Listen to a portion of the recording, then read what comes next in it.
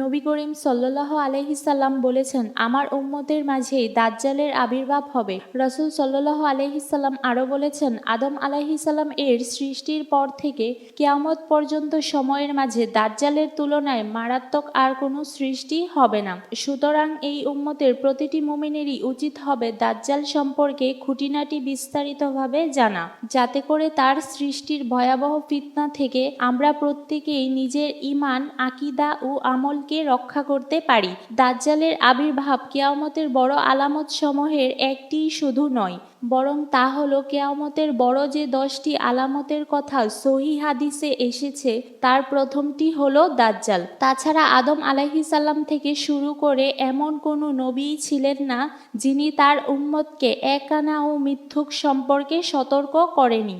সুতরাং আমরা যারা এই শেষ জামানার মুমিন, আমাদের প্রত্যেকেরই উচিত হবে এই দাজ্জাল আবির্ভূত হওয়া পূর্বকালীন সময়ে দাজ্জাল সম্পর্কে যথাসম্ভব জানা এবং নিজেদেরকে সেই মারাত্মক ফিতনা থেকে বাঁচিয়ে রাখা। দাজ্জালের আবির্ভাব প্রচুর সংখ্যক সহিহ হাদিস দ্বারা প্রমাণিত, কিন্তু এমন একটি নিশ্চিত সত্য বিষয়টিও তার আবির্ভাব পূর্ব মুহূর্ত পর্যন্ত আল্লাহ তাআলা গোপন রাখবেন। সে যুবক বয়সে আত্মপ্রকাশ করবে, কিন্তু জন্ম থেকে আত্মপ্রকাশ করা পর্যন্ত তার সম্পর্কে কোনো কিছু কেউই জানবে না।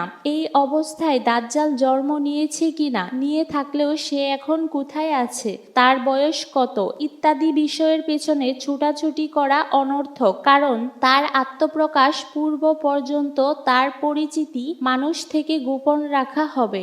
এটিও আল্লাহর অপার শক্তির একটি নমুনা যে তিনি তার সৃষ্টির সবথেকে বড় ফিতনাটিকেও মানুষ থেকে একটি নির্দিষ্ট সময় পর্যন্ত গোপন রেখে দেবেন। তার আবির্ভাবকালীন সময়টা হবে এমন যখন ঈমানী শক্তি প্রায় অনুপস্থিত থাকবে, মুমিন থাকবে অনেক, কিন্তু দাজ্জালের সন্দেহজনক বিষয়সমূহ দেখে তাদের অনেকেরই তার পেছনে লেগে যাবে। অর্থাৎ তখন মানুষের ঈমান হবে অতিশয় দুর্বল, সন্দেহ ও অবিশ্বাসের মাঝে টলটলায়মান।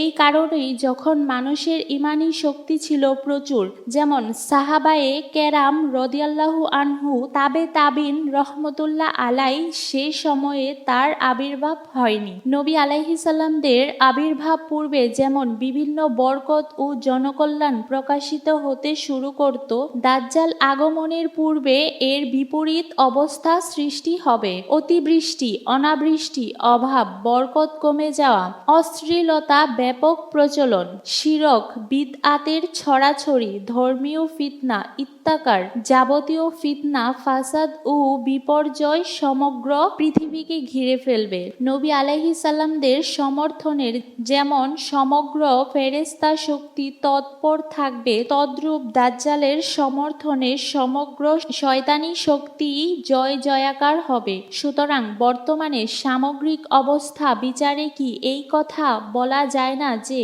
সন্ধ্যার পর রাতের আগমনের মতোই দাজ্জালের আত্মপ্রকাশ নিকটবর্তী।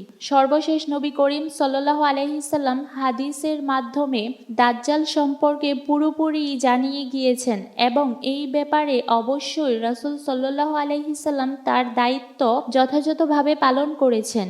সে বিপুল হাদিস ভাণ্ডার থেকে কিছু হাদিস কোথাও সংক্ষেপে, কোথাও বা পূর্ণরূপে বর্ণনা করা হলো।